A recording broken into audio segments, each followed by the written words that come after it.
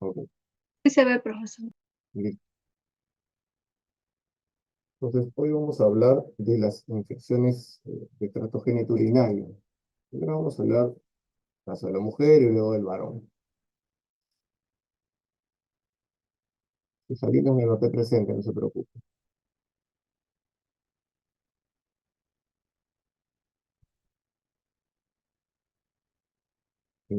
Comenzamos con la mujer. Entonces, primero tenemos que tener en cuenta que hemos estado viendo, y como seguiremos viendo, cada localización de nuestro organismo tiene una microbiota propia. Y en el caso de la vagina, también tiene una microbiota. En la recién nacida va a ser el ambiente estéril, pero mientras van pasando los años, este va a ir, digamos, colonizándose, primero con cocos, como Streptos, Micrococcus, algunas enterobacterias, Corynebacterium, etc. Hasta llegar a la etapa adulta, donde vamos a tener distintos microorganismos. Sin embargo, el principal microorganismo que coloniza la vagina va a ser Lactobacillus acidophilus, el más importante de todos. Dentro de las infecciones de tracto genital femenino, vamos a tener infecciones altas e infecciones bajas. Las infecciones altas van a incluir útero, trompas, ovarios, cavidad abdominal, de las cuales generalmente no llegan ningún tipo de muestra al laboratorio de microbiología. En el caso de las infecciones bajas, vamos a tener vulva vagina, glándula vestibular y cuello uterino, que es la principal muestra que llega al laboratorio de microbiología en cuanto a tracto genital femenino. Solo para recordar, esto ya lo saben, eh, la principal función de la vagina va a ser básicamente el efector hormonal, ¿no? El estrógeno se forma en la vagina. Así que es seguramente la función más importante que va a cumplir. ¿Qué es la vulvovaginitis? La terminación itis, ¿a qué se refiere?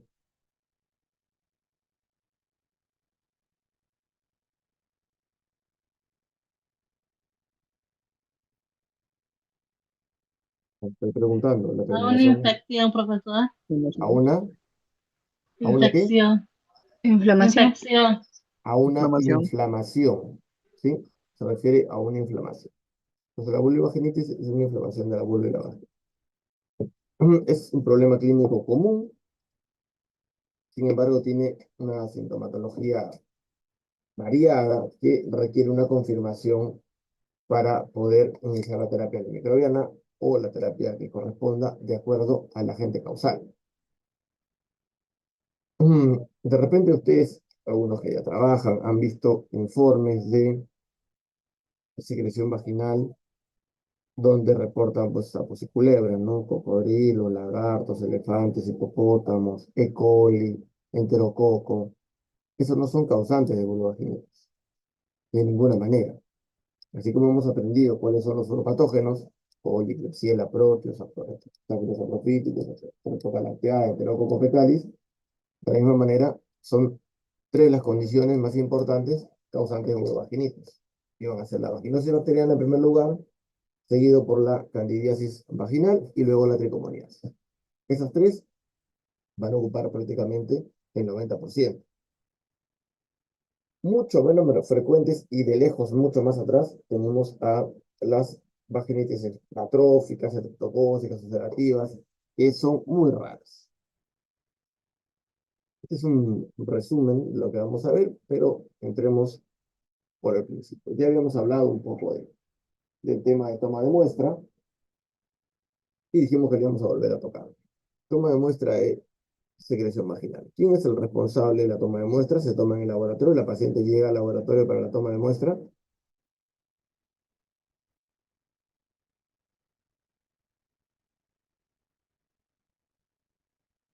¿Sí?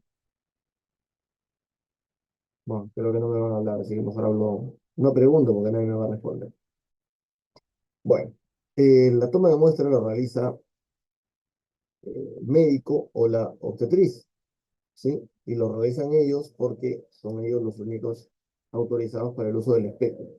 Sin un espéculo, la muestra no va a ser adecuada y correcta para su obtención. Se suele utilizar un hisopo de algodón estéril y coloca en un tubo con medio mililitro de solución salina. Adicionalmente, se toma otra muestra y con otro hisopo para hacer un extendido sobre una lámina. Entonces se tiene que obtener una lámina y un hisopo en solución salina. Eso es lo que suele obtenerse. Habíamos hablado primero de que el más importante de todos era vaginosis bacteriana.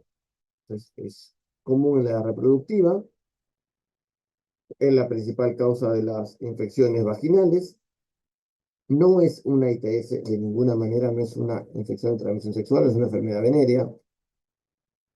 Algunos lo han relacionado con problemas que puede ocasionar inclusive abortos, eso no está del todo claro, pero algunos lo relacionan.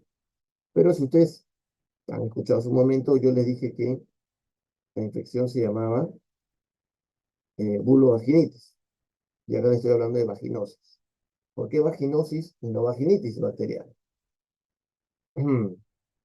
Tiene que ver con que, como ustedes me habían dicho, mientras hablaban, la vaginitis es una inflamación. Y una inflamación implica una reacción inflamatoria. Y una reacción inflamatoria implica la presencia de leucocitos. En el caso de la vaginosis bacteriana, no hay presencia de leucocitos. ¿Qué es lo que ocurre? Hay un desbalance en la microbiota habitual de la vagina, donde habíamos mencionado que el principal microorganismo colonizante que forma parte de la microbiota vaginal es Lactobacillus, y este va a disminuir junto a otros microorganismos y va a aumentar la presencia de algunos otros gérmenes. No es uno solo, sino son varios, pero estos van a empezar a aumentar. Y como no tienen la capacidad de invadir el tejido subepitelial, no pueden penetrar porque no tendría sentido, porque es parte de su hábitat la vagina, como no pueden penetrar y no presentan una reacción inflamatoria, es decir, no hay leucocitos con lenguas nucleares, se le conoce como vaginosis. ¿Quiénes son los responsables de la vaginosis? En primer lugar, de lejos, Candidemia vaginalis, pero como les había mencionado, es multicausal y aparecen otros anaerobios, como bacteroides, prebotela, streptococos, la presencia, por ejemplo, de mobiluncus, y hace unos años atrás, bueno, ya 25 años atrás, apareció Atopobium vaginae también ocasionando vulvovaginitis. Bueno, vaginosis, mejor dicho, vaginosis bacteriana. ¿Cuáles van a ser los factores de riesgo para que pacientes terminen haciendo una vaginosis bacteriana? El embarazo, por ejemplo. El embarazo previo es un factor predisponente, un factor de riesgo, porque durante el embarazo hay un cambio hormonal, una modificación hormonal que termina alterando el pH, que termina eh, favoreciendo de alguna manera la aparición de estos gérmenes o la proliferación de estos gérmenes en el medio de los principal que es lactobacillus. La actividad sexual, a pesar de que he mencionado que no es un ETS, la actividad sexual sí va a generar una alteración que es un factor de riesgo. Los dispositivos intrauterinos de la anticoncepción, el cigarro, ¿no? El hecho de usar jabones, digamos, de tocador y no los que existen actualmente, en gran cantidad de jabones en gel íntimo de mujer, que tienen un pH balanceado, inclusive algunos presentan probióticos, etcétera.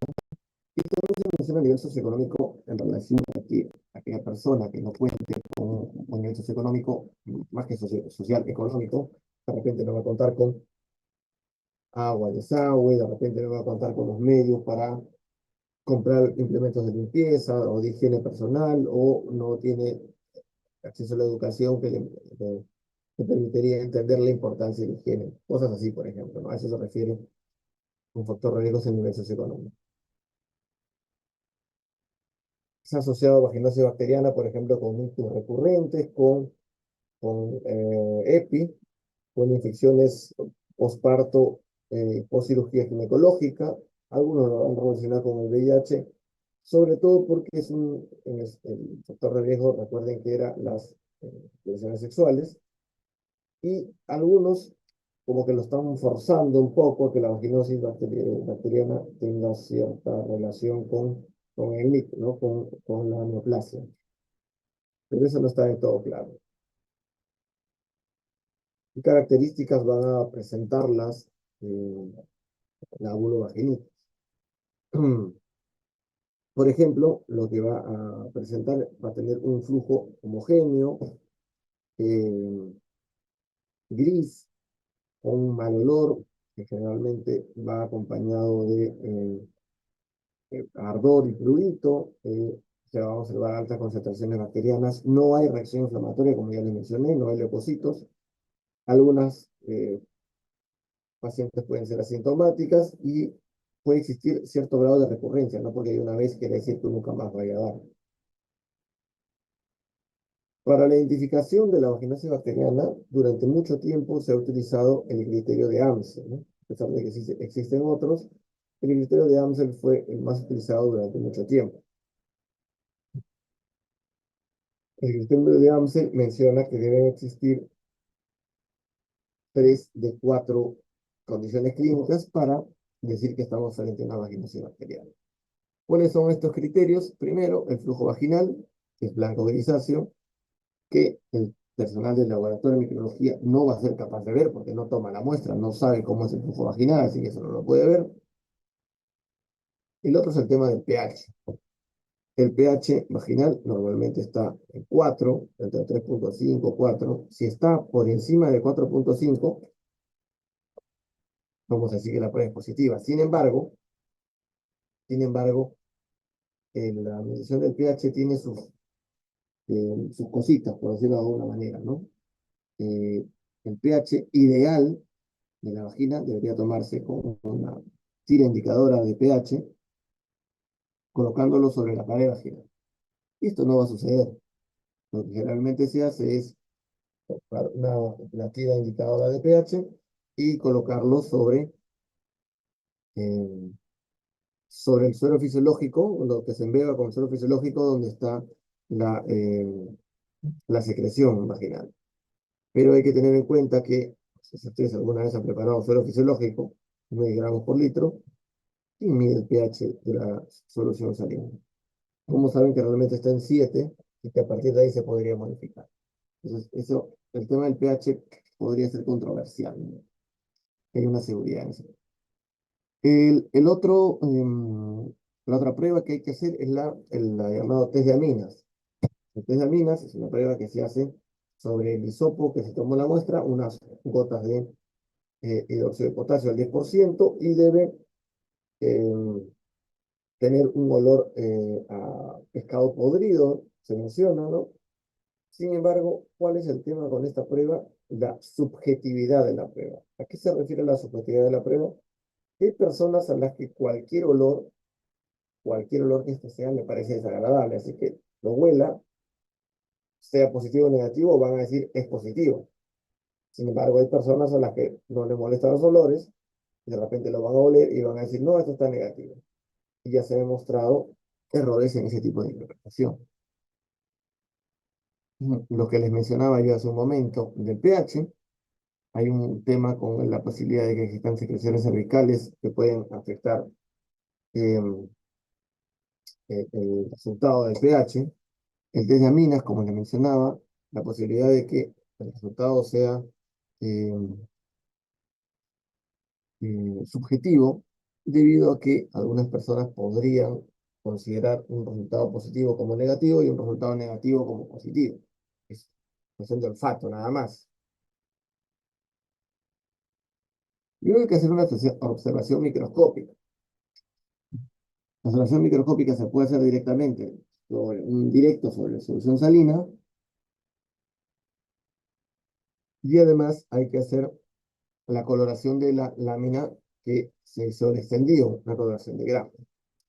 Si nosotros observamos, en el caso de vaginosis bacteriana, la lámina en la muestra en directo, vamos a ver las células epiteliales y algunas de ellas cubiertas por bacterias que hacen que las células parezcan como vidrio esmerilado, como vidrio pavonado, como en una catedral, no sé cómo lo conozcan. Entonces que no se pueda ver bien. Eso tiene que ver con la gran colonización de bacterias. Y si abajo ustedes pueden ver el GRAM, van a identificar la célula completamente rodeada de bacterias. ¿Qué es lo que se está observando? Lo que se observa son cocobacilos gram variables. Mm, ¿De qué microorganismo se trata? Se trata de Gardnerella vaginalis. ¿Y por qué gran variable y no gran positivo o gran negativo? Si ustedes recuerdan clase de bacteriología, que seguramente no recuerdan, porque si no alguien estuviera hablando, Gardnerella vaginalis es formalmente un gran positivo. Esto quiere decir que no tiene membrana externa, entonces debería colocarse como gran positivo de color violeta. Sin embargo, la otra característica de los gran positivos es que tiene una capa de filtrado mucho más gruesa que los gran negativos. Esa es la característica general. Pero en la Gardnerella vaginalis la capa es delgada. Entonces, a veces cuando se decolora con alcohol acetona, se terminan decolorando en la Gardnerella y se termina colorando con safranina.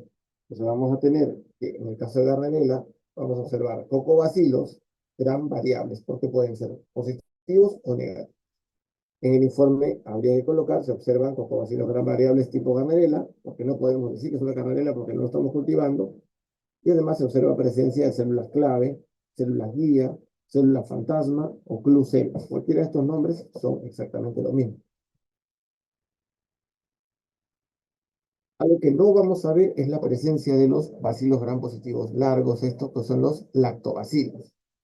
En la imagen de la izquierda se ven los lactobacillus células y en la imagen de la derecha se ve lactobacillus y leucocitos. Esta que tiene leucocitos, lógicamente no es Gardnerella porque tiene leucocitos y además tiene lactobacillus, igual acá, ¿no? Cuando hay una vaginosis bacteriana no se observan leucocitos y la cantidad de lactobacillus está muy disminuida.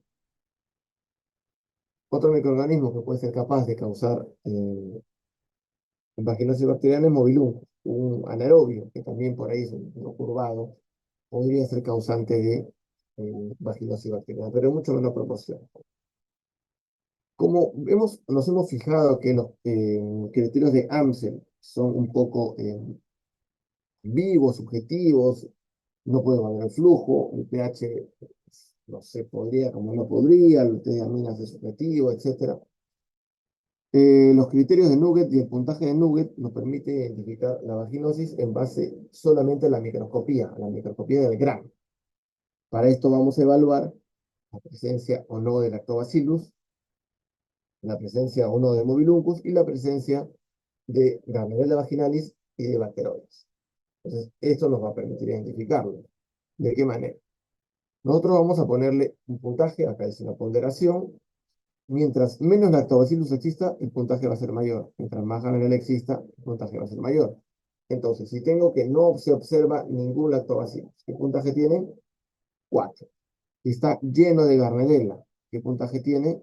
4. 4 más 4, 8. Entonces, hay una tabla donde me va a indicar si es una microbiota normal, con predominio de lactobacillus, si la microbiota es normal con algún tipo de reacción inflamatoria, ¿sí? Y, por ejemplo, 8 hemos sacado entre 7 y 10 sin reacción inflamatoria vaginal. Estamos frente a una vaginosis bacteriana con predominio de bacterias anaerobias, que son los Gardnerella y los bacteroides. Esto es lo que nosotros tendríamos que observar.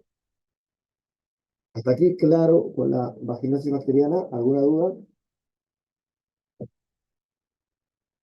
En la prueba del nugget, ¿me podría explicar nuevamente, por favor? El puntaje de Nugget lo que se hace es revisar la lámina.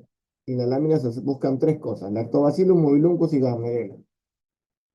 Mientras menos lactobacillus exista, puedes ver más de 30 bacilos, de 5 a 30, de 1 a 4. Mientras menos veas, más puntaje. O sea, si ya no ves ningún lactobacillus, cero lactobacillus, el puntaje va a ser 4. Si tú ves la lámina llena de Gardnerella, vas a tener más de 30. Entonces, ¿el puntaje cuánto va a ser? 4. 4 más 4, 8. Ese valor está relacionado con la vaginosis bacteriana. Sin embargo, si observas el lactobacillus de 5 a 30, no sé, 20 por cada, porque sí, 1. Y si no se observa Gardnerella o se observan muy pocas, menos de 1, le pones 1. 1 más 1, 2. 2 está en el rango de que todo está bien. ¿Se entendió? Sí, profesor. Ok. Candidiasis. La candidiasis vaginal está principalmente causada por Candida. No es el único, hay otras especies de Candida. Sé que ustedes recién están llevando micología, así que no voy a entrar en detalle en la identificación de Candida y nada de eso, porque ustedes recién la están llevando. Pero bueno. No es una ITS, tampoco la candidiasis, no aparece como una ITS. Así que de la misma manera que Ganadela y vaginosis bacteriana no es una ITS. Hay que diferenciar los tipos de flujo. Ya habíamos hablado que el caso de vaginosis era homogéneo, gris. En el caso de cándida es blanco, grumoso. No hay en general mal olor. Algunos dicen que la secreción parece como leche cortada por los grumos. El pH se mantiene ácido por debajo de 4,5. Se observa disuria, edema vulvar, inflamación prurita. Estas son características de la candidiasis. Vuelvo a repetir, no una ITS, y además también puede haber recurrencia. Para hacer el diagnóstico se puede observar a partir del directo, o sea, la solución salina, donde vamos a observar levaduras, pseudohifas. Algunos le agregan hidróxido de potasio para mirar mejor a levaduras, pero en el caso de levaduras con otro tipo de hongo podría ser más importante, pero acá no es tan relevante. El pH se mantiene por debajo de 4,5. En la tensión de Gram vamos a observar, miren, leucocitos abundantes y pseudohifas con levaduras, igual aquí. Están presentes todavía los lactobacilos, lo que indica que no se va a alterar la microbiota habitual, simplemente aparece ahí cambio. Si nosotros estamos viendo, que lo puedo ver en el directo y en el Gram, las levaduras y la cándida, la realidad es que el cultivo no es tan relevante, a menos que esté sospechando de que hay una falla en el tratamiento o de algún microorganismo en especial. Tricomoniasis, ya dejamos a a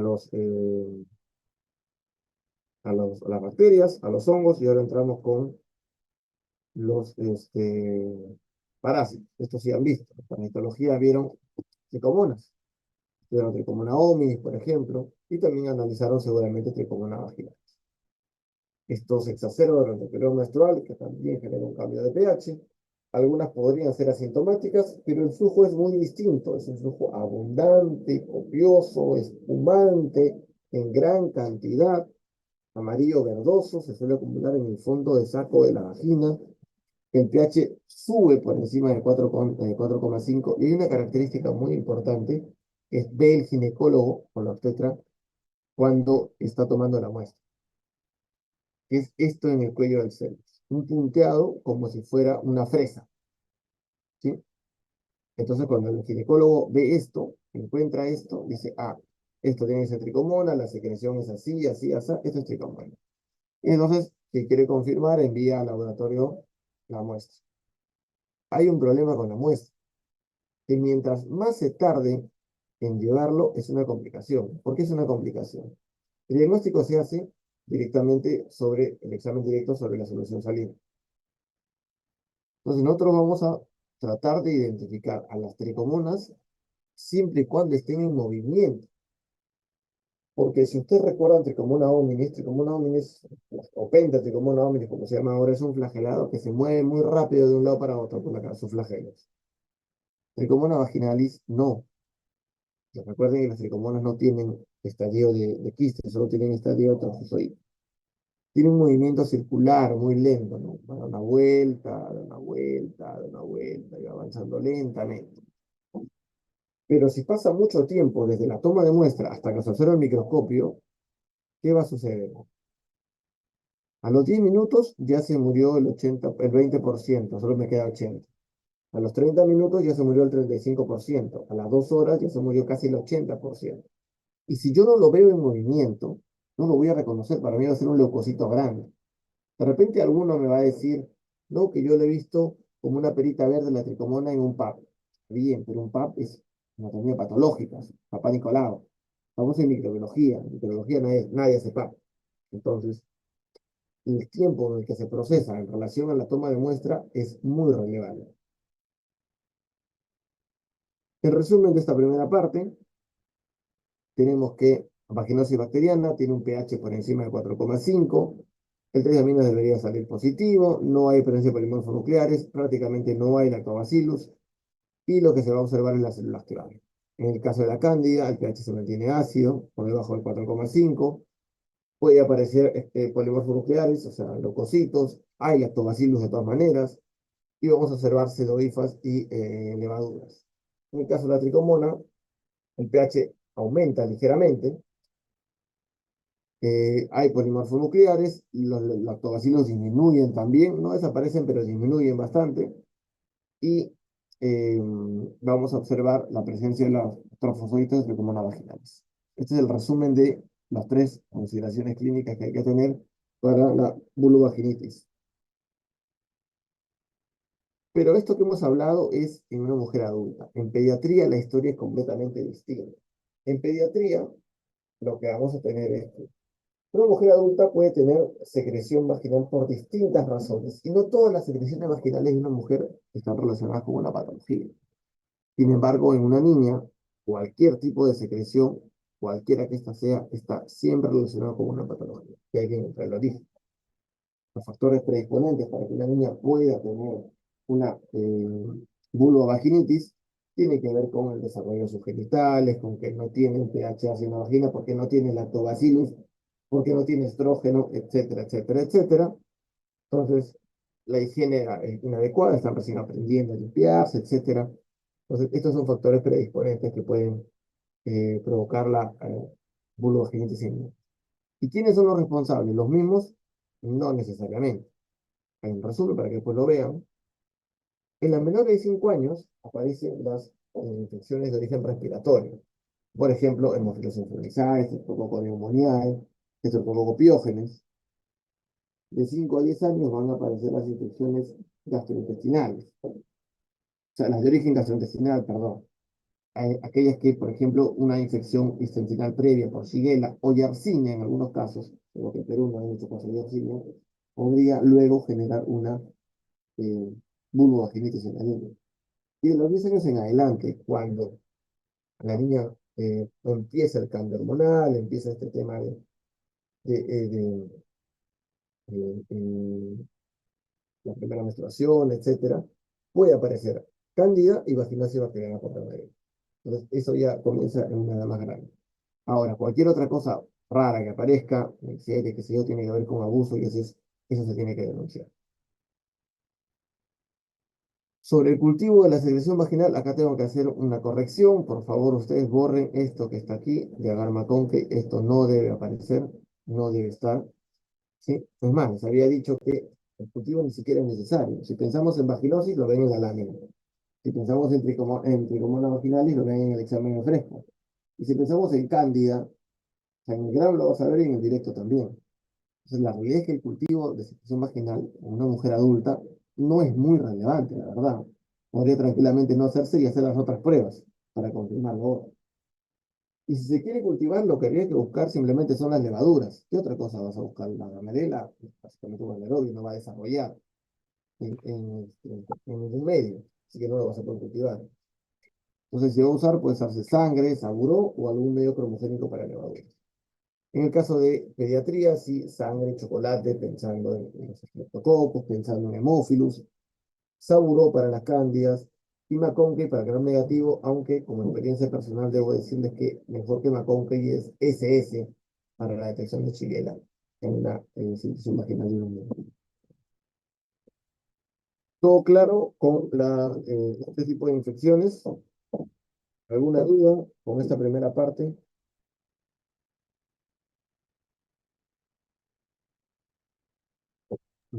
Maestro, una pregunta. Cuando hablo con el tema de las tricomonas, el tiempo de vida que se reduce cuanto más prolongado sea, ¿hay algún medio o algo que se pueda al menos mantener más tiempo antes de su proceso, de repente para alargar más su tiempo de vida o no?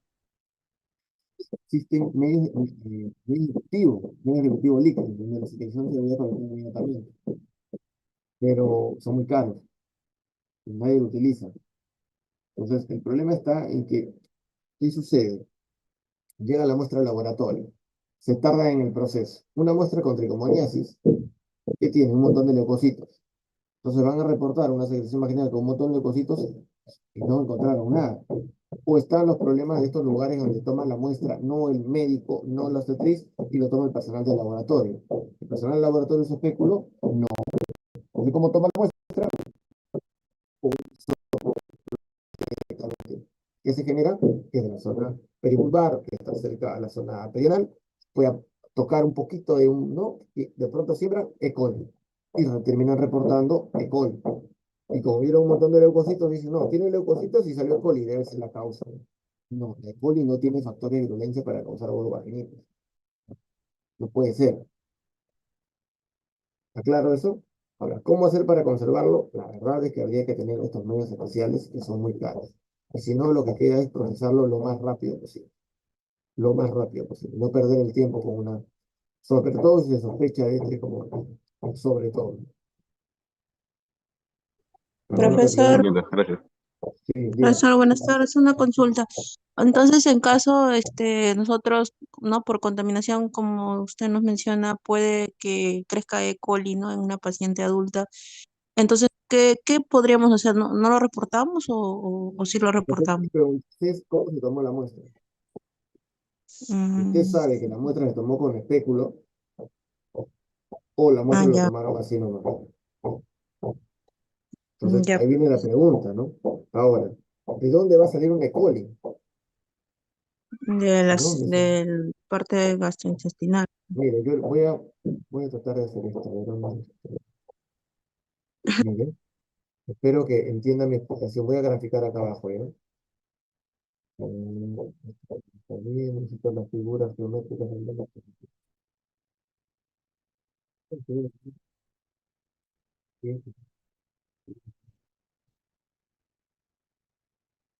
No hay círculos acá. ¿Por qué no hay círculos?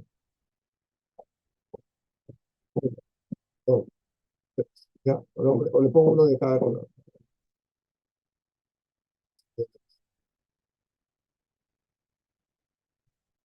Entienda mi explicación, ¿no? Va uno, voy a cambiar de color, cambio de color, Sí, profesor. cambio de estrella. Acá hay círculos. Mira, acá hay círculos. No importa el círculo. Espero que entienda mi explicación, ¿sí? Entonces, nosotros tenemos así. Tenemos el meato urinario, el introito vaginal y el ano, ¿correcto? ¿Es así? ¿Estoy bien en anatomía? Sí, Sí. profesor. Ok. Entonces, el principal causante de infección urinaria, ¿quién es? Col- Y E. coli, o sea, pasa desde aquí hasta acá.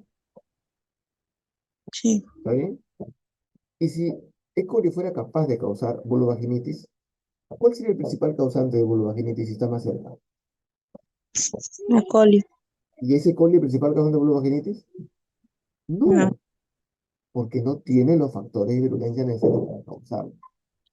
El Ok. problema es una toma de, o sea, póngase a pensar, las mujeres, digamos, los hombres también, pero las mujeres piensen, o sea, tendrían que tener literalmente heces, por no decir caca, en la vagina para que le den, eso no, o sea, no sé en una niña se puede esperar distintas cosas porque están aprendiendo recién, pero yo vuelvo a repetir, el coli no tiene factor de virulencia para causar vulvogenitis. Así como cuando hablamos que Auris no tenía factores de virulencia para causar infección urinaria, a pesar de que tiene muchos factores de virulencia y es muy patógeno, no puede causar infección urinaria porque no tiene los que le permitirían ascender por la uretra. Lo mismo aquí. Entonces, encontrar E. coli tiene un problema, es un problema en la toma de muestra. Igual cuando encuentran enterococo. Ahora, si en la secreción vaginal le encuentran Streptogalactiae, no es un patógeno, pero sí hay que reportarlo. Porque si es una embarazada, por ejemplo, está colonizada con Agalactiae, que va a generar otra complicación, que podría generar la infección en el neonato, etcétera, etcétera. Pero informarlo, no hacer el antibiograma y todo lo demás, solo informarlo. ¿Se entiende lo que digo? Sí, profesor. Ok.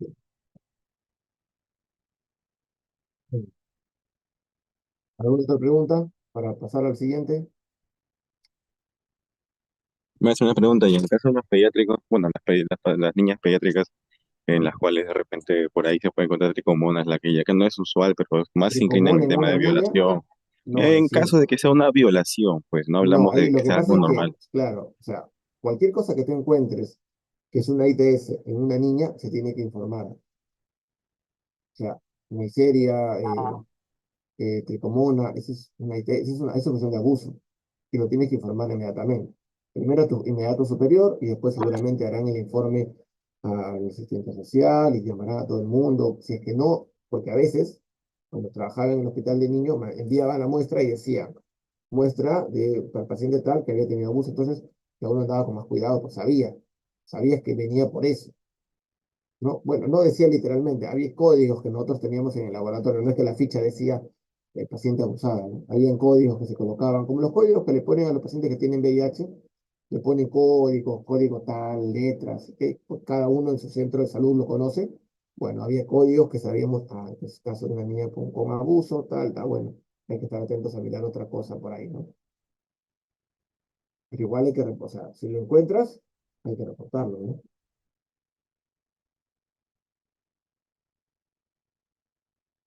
Otra duda,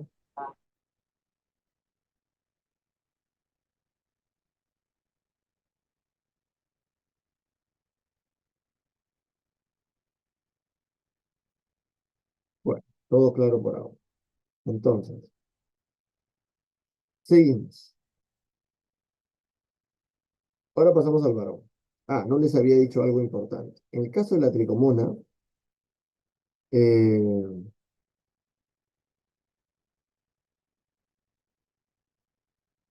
tricomona vaginalis es una ITS. Entonces, si la mujer sufre la enfermedad, tiene que ser transmitida por el hombre. Sin embargo, el hombre prácticamente no hace nunca enfermedad por tricomona. Ese es un dato bastante interesante. Pero ya viene la venganza, no se preocupen. Las infecciones de tránsito general masculino pueden ser de transmisión sexual, las más importantes, las de extracto urinario, pero en hombres ya hablamos de eso, así que como comparten la uretra, por ahí algo tendría que ver, y alguna desequilibrio de la microbiota bacteriana.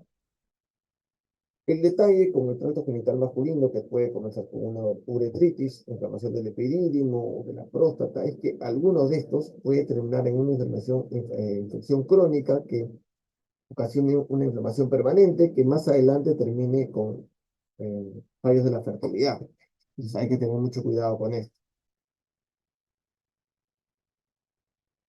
La microbiota uretral masculina va a tener Staphylo, Strepto, Lactobacillus, Corynebacterium, algunas Neisseria no patógenas, enterobacterias, etc. Esto es lo que normalmente puede tener la uretra masculina.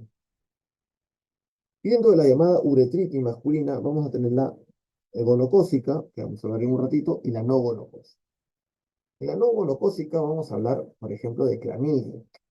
El tema de clamidia es que clamidia es una bacteria que no tiene pared. Entonces siempre tiene que estar metido dentro de una célula. Entonces no se puede cultivar. La clamidia no se cultiva. Hay ciertas formas de identificación que son básicamente inmunológicas. Entonces no es que va a llegar al laboratorio de microbiología y diga, ah, mira, sí, tiene clamidia. No, no se va a cultivar. Pruebas inmunológicas que lo detectan.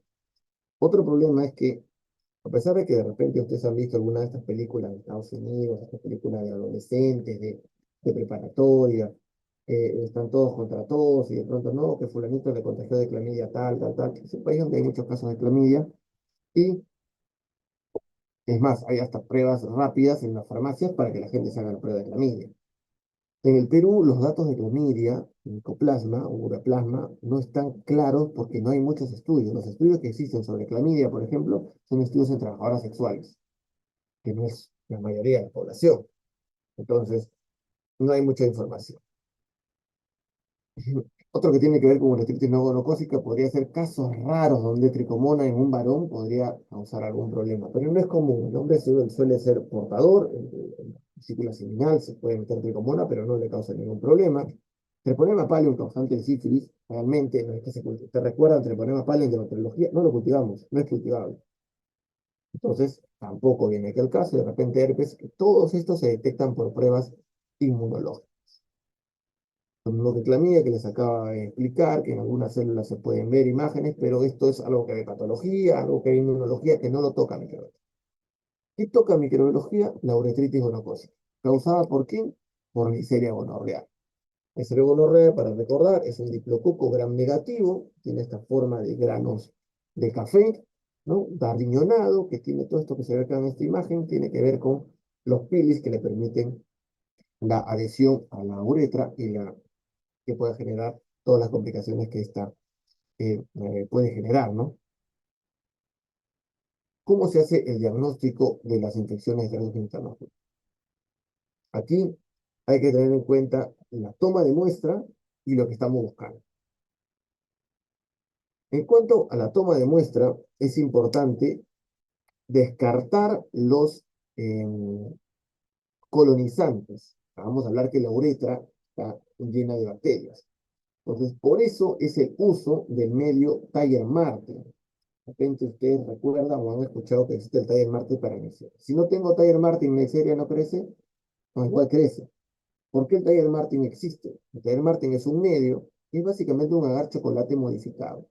¿Modificado con qué? Al que se le ha agregado eh, antibióticos. ¿Para qué? Para que estos antibióticos eliminen la microbiota de la uretra y permita solo el desarrollo de Neisseria. ¿Neisseria crece en chocolate? Sí. ¿Crece en agar sangre? Sí. ¿Crece en Tiger-Martin? Sí. Entonces, pero se recomienda Tiger-Martin precisamente por esta característica. Esta es la imagen que aparece en el manual de gonorrea del INS de la época del Ñangué, del 90 y tantos. Esto no sucede, ¿no? No es que alguien le vaya a meter un hisopo por la uretra a alguien porque el hisopo, ustedes han visto el tamaño de un hisopo, no va a entrar por la uretra, va a ser una tortura al pobre paciente. Hay que tener consideraciones. Esto sí se toma en el laboratorio de microbiología, a diferencia de la secreción vaginal. Esto le puede pasar a cualquiera de ustedes si en algún momento, si que ya no les ha pasado, que tengan que tomar una muestra de secreción uretral. El paciente debe tener abstinencia sexual, por lo menos 24 48 horas. Eh, debe tener una retención urinaria de por lo menos 3 a 4 horas. ¿Por qué una retención de 3 a 4 horas? Porque si orina, lo que sucede es que va a eliminar eh, la probable gonorrea que exista, ¿no? La Neisseria. Entonces, la idea es que no orine, que tenga una retención de unos cuantos, de unas 3 a 4 horas. Y lo otro es suspender el uso de medicamentos, especialmente antibióticos, por lo menos hasta una semana, porque la Neisseria es muy sensible a veces a estas cosas. En cuanto a la obtención de la muestra, no estamos de forma presencial, así que estamos medios complicados para explicarles, pero no sé si alguna vez han tomado. La idea es siempre hacer que la secreción salga, presionando desde la parte baja, ¿sí? Del pene hacia arriba para que salga la secreción a través de la uretra. Y cuando hay gonorrea, la secreción va a salir. Puede ser purulenta, mucopurulenta, miren ustedes cómo se observa cómo sale la secreción. Y esta secreción se puede colocar en un medio de transporte como AMES con carbón, o se puede este, eh, sembrar inmediatamente un agar chocolate o un Tiger Martin. Adicionalmente, al sopo que se tome para la muestra de cultivo, se tiene que hacer un par de láminas. Una para gram y otra para azul de metileno. Y lo que tenemos que buscar es la presencia de polimorfos nucleares con diplococos. Entonces, en la tinción de gram, nosotros vamos a ver, esto de acá, todos estos que están en rojo son los leucocitos, y estos que están acá, estos son los diplococos intra y extracelulares, son los neiserias. ¿Cómo se reporta esto? Se observan diplococos gram negativos intra y extracelulares. A este lado también tengo aquí leucocitos y diplococos. ¿Cómo se reportaría esto? Como diplococos gram.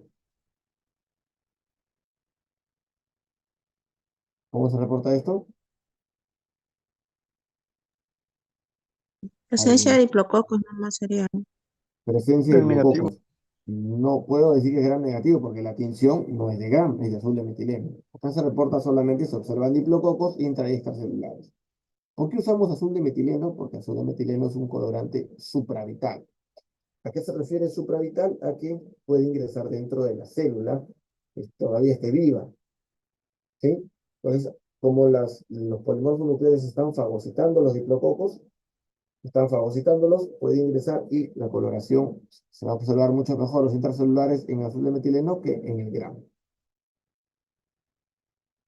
Luego hay que, bueno, voy a saltarme acá, el crecimiento en Tiger Martin o en chocolate, a las 24 horas un poco más pequeños, a las 48 horas se ven mucho más grandes, sembrando, recuerden esto, con 5% CO2, con la jarrita con vela, se hace el gram, van a ser diplococos gram negativos, se hace la peroxidasa, va a salir positiva.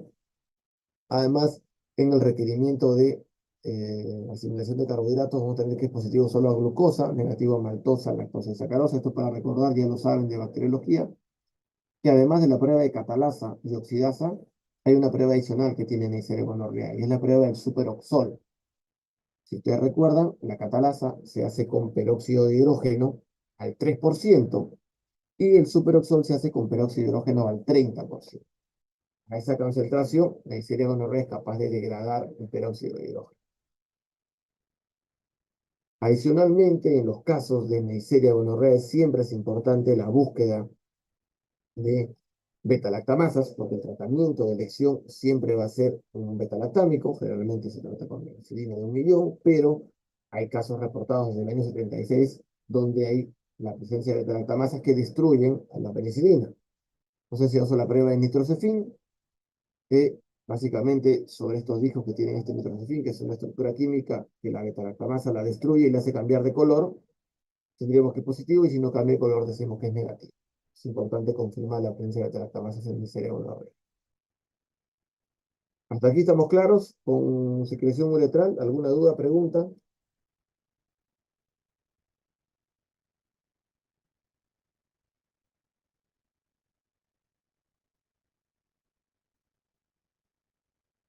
Todo claro. Bueno, no hay preguntas, sigo avanzando. Luego tenemos el tema de la prostatitis. La muestra de secreción prostática, la evaluación de prostatitis, no es muy común en la microbiología, no suelen pedir, suele ser generalmente el médico le da tratamiento empírico, o sea, directamente sospechando los patógenos que existen, pero por ahí podría llegar, ¿no? Tenemos que la prostatitis puede ser aguda bacteriana, son la mayoría de casos, causadas principalmente por enterobacterias, por ahí algún enterococo, o puede ser crónica. El tema con las crónicas es que puede generar esta complicación que les había dicho que termina generando problemas de fertilidad. Acá ya hay un poco más de casos. No confundir la prostatitis bacteriana con la hipertrofia prostática benigna que existe generalmente en los varones por encima de 50, 60 años puede haber, ni tampoco con el cáncer de próstata. Otra cosa. En el caso de prostatitis puede haber dolor al momento de la eyaculación, puede haber hemospermia, o sea, que la esperma se aparezca con un poco de sangre, etcétera, pero hay que confirmar el diagnóstico. Para esto hay que hacer la toma de muestra. ¿Cómo se hace la toma de muestra? Hay dos metodologías. Aquí tenemos que tener en cuenta que esto también lo hace el médico, no lo hace el personal del laboratorio, porque el masaje prostático es algo que no hace el personal del tecnólogo médico, lo hace el médico. Está el método antiguo, el método de los 4 vasos.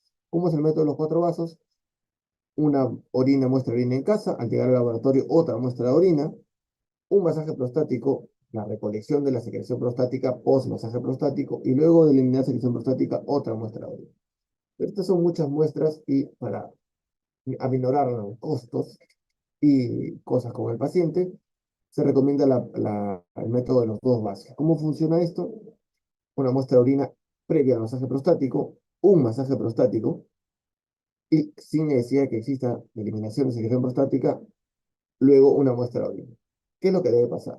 Si en la muestra pre-masaje y post-masaje encuentro el mismo germen, por ejemplo, E. coli, yo digo que lo que tiene el paciente es una infección urinaria. ¿Está bien? Pero si en la pre-masaje no crece nada y en la post-masaje aparece Proteus, decimos que esta bacteria es la que está causando la prostatitis bacteriana. ¿Se entendió eso?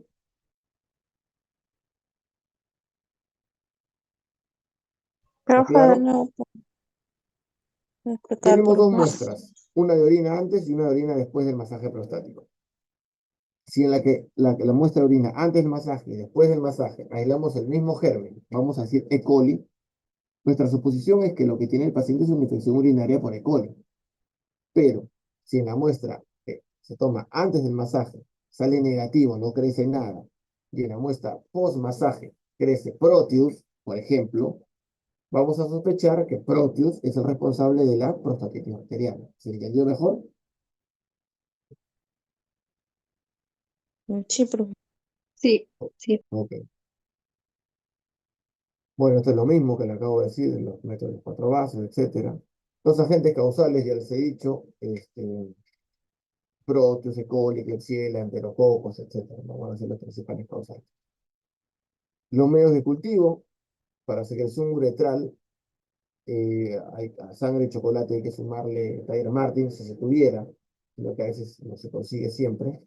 Y la secreción prostática, además, un McConkey para el desarrollo de gram negativo.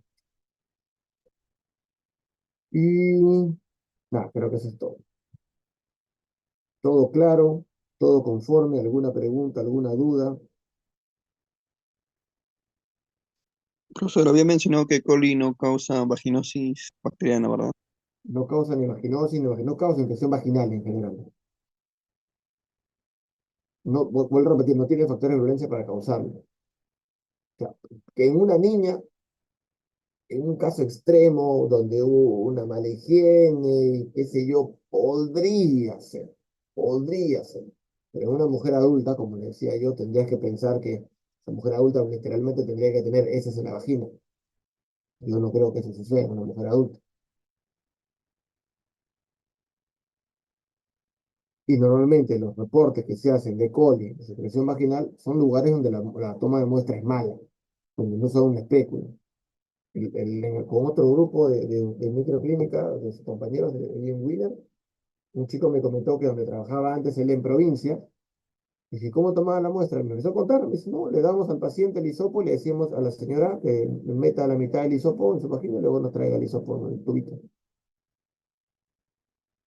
O sea, imagínense, el mismo paciente, ¿no? O sea, en fin. Y en el caso de las niñas, la toma de muestra, lógicamente, no es con espéculo, lo toma el ginecólogo pediatra, que es un especialista, no cualquiera le va a tomar la muestra, ¿no? Es distinta la toma de muestra.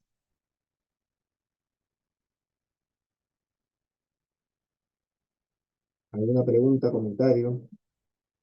¿Todo claro?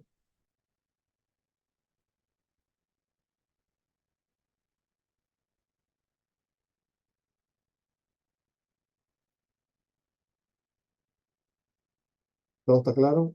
¿No hay dudas ni preguntas?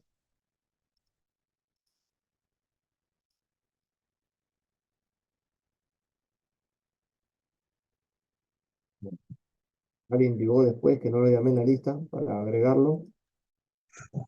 Yo, profesor, Diana, ¿no? sí, Ok. ¿Nadie más? Loaiza, Mitma, ¿no hay? Misma, Loaiza, profesor. Mitma, ya. Loaiza, Misma, profesor. sí, a Mitma ya le puse. Loaiza, no hay. Rodríguez, Presente, profesor. ya solamente falta entonces Loaiza. Loaiza no está. A la una, a la dos, no está.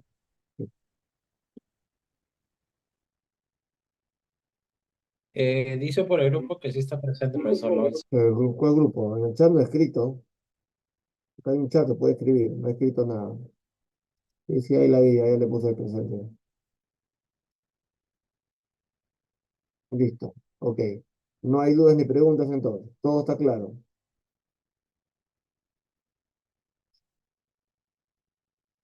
Y lo hice, ya le puse ya al centro.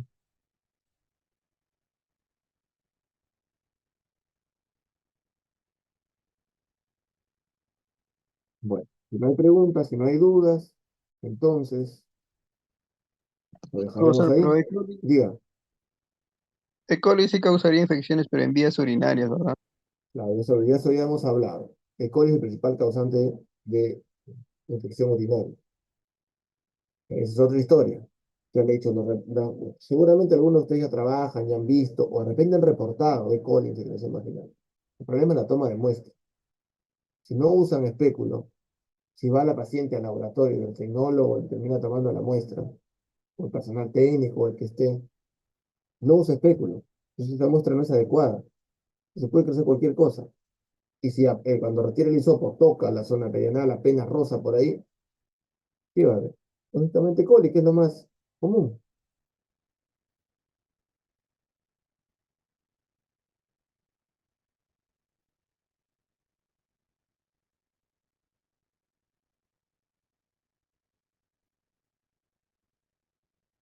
Profesor, Ujú.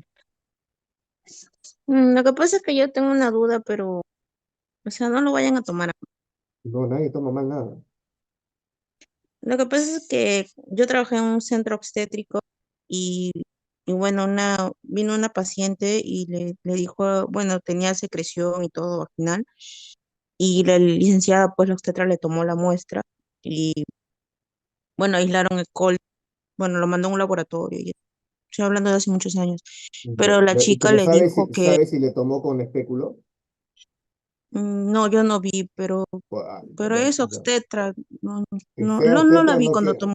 Ok, listo, continúe. Y me dijo, no, de ahí la licenciada me dice, yo le digo, bueno, licenciada, mando la muestra y digo, sí, mándalo, que ya salió el resultado, recógelo y todo. Y de ahí la chica le dice a la licenciada que había tenido intimidad, pero, o sea, o sea, Sí, sí, había sí le tenido entiendo, sí le entiendo, sí le entiendo. Sé que no lo quiere ajá, decir, ya le entendí. Sí, pero entonces, está bien, o la sea, licenciada, a ver, eso una cosa no tiene que ver con la otra. O sea, a ver, vamos por partes. Este, que haya tenido relaciones sexuales anales y vaginales, no me imagino que haya tenido primero anales y luego vaginales. No me imagino que haya sucedido eso sin protección. No me quiero imaginar. sí, sí le dijo que había tenido sin Literal, protección. no, está bien, pero me refiero en el orden. Sí, había tenido al mismo tiempo, No, no, no, no. Al mismo tiempo sí. El mismo día sí, pero me refiero en el orden. Primero uno, ah, luego el otro. Con el otro ya no regresas al uno. Ahora, si eso pero pasó, le dijo que se ha por eso, vamos contaminado a la suponer que licenciada. eso pasó, vamos a suponer que eso pasó. Vamos a suponer. Entonces, es directamente meter algo hasta adentro de la vagina. ¿Está bien? Ahora, ese es un caso excepcional. No es un caso de todos los días. Y hay una razón para que eso pueda suceder. Es lo mismo que le decía yo con el aureus causando infección urinaria.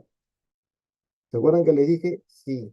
Por ejemplo, que le van a poner una sonda al viejito y en el momento de la manipulación de poner la sonda le meten el aurus, únicamente va a tener una infección urinaria por aurus, pero normalmente eso no sucede. ¿Se entiende a qué me refiero? Les está contando de un caso excepcional. Sí, Una pero persona tuvo relaciones sexuales, entiendo, primero anales y luego vaginales, ¿sí? Sin protección, lo que llevó a que meta las bacterias, están en el recto, en la vagina. Hay una causa, hay una razón ahí. O sea, pero no es lo habitual, eso no pasa todos los días. Cada quien puede hacer con su cuerpo lo que mejor le parezca. Yo no soy quien para juzgar a qué haces y por dónde haces y nada. Pero hay pues, que tener un poco de, oye, esto está más limpio, esto está más sucio, pues, entonces acá no puedo regresar para acá. Quiero hacer lo que quieran. O vas de acá para acá y ahí se acabó. O si no, te bañas y otra vez regresas. Qué sé yo, no sé. ¿Se entiende? después su novio vino también porque también le empezó a salir secreción. Ah, entonces ya, a ver, entonces la secreción puede haber sido por otra cosa. Algo que yo no he mencionado y nadie me ha preguntado es, ¿por qué yo no hablé de mujeres con gonorrea? Porque ¿Correcto? son portadoras. Porque la mujer es portadora y si la mujer hace infecciones por gonorrea, lo que tiene es cervicitis, no vaginitis. O sea, no se inflama la vagina. La toma de muestra tiene que ser del cervix. Entonces, de repente lo que tenía no tiene nada que ver con que haya sido un tema de coli. Si tenía leucocitos, porque entiendo que ha tenido leucocitos, ¿no? En ese aislamiento. Había leucocitos en la secreción. Sí, Y si sí, después profesor. llegó el muchacho, ¿qué tendría que ver? ¿Por qué tendría que él secreción? La secreción si tendría él es porque tiene gonorrea. Si no, ¿de qué va a tener secreción? Y de repente los leucocitos que tenía la chica era porque tenía gonorrea. Al- Alguien contagió a alguien. Y la E. coli simplemente apareció porque lo metieron ahí, pero no es que esté causando la infección. De repente tenían otra cosa, pero la gran cantidad de E. coli enmascaró la presencia de la gonorrea. Y en el chico, cuando le tomaron muestra de secreción uretral al muchacho, o no, simplemente Sí, le llegó tomó, el, el doctor le tomó también, y que pero salió. no, dice que no, bueno, el laboratorio que le enviaron no salió nada y solamente le dieron tratamiento nada más. ¿Tratamiento para qué? Si no salió nada. Sí, pues el doctor le dio tratamiento. De eso hace muchos años No, me no, está estaba bien, no te comentando. dice, no, como siempre le digo, yo nunca juzgo, sino yo, o sea, yo, si las cosas le digo, no digo porque no le creo ni me molesto con usted, es mi manera de hablar. Pero, o sea, yo trato de pensar, de repente tenían otra cosa. El E. coli fue una aparición, el tema de cómo mantuvieron las relaciones ellos. Apareció porque apareció, pero no tendría nada que ver con la infección. Podría haber pasado también.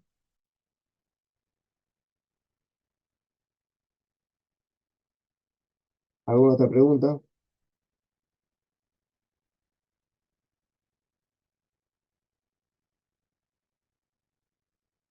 Bueno, si no hay preguntas, vamos ahí. Nos vemos la próxima semana, 8 de mayo. Creo que ya no hay más feriados los jueves. Sin embargo, no sé si lo recuerdan, pero voy a aprovechar para hacerles recordar. Les comenté que calculo que entre la última semana de mayo o la primera de junio, este, yo no voy a poder ir a la universidad, así que vamos a tener que adelantar clases o hacerlas virtuales de alguna manera para poder no perder, porque no les puedo decir que lo vamos a hacer después porque ustedes tienen práctica. Así que eso lo vamos a ir coordinando. Ya les había comentado el primer día de clase, si no me falla la cabeza. Pero bueno, les hago recordar por si no lo recuerdo.